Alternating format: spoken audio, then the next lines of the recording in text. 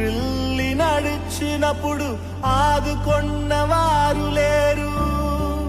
బిగ్గరగా ఏడ్చినప్పుడు కన్నీరు తుడిచే కృప, బిగ్గరగా ఏడ్చినప్పుడు కన్నీరు తుడిచే కృప.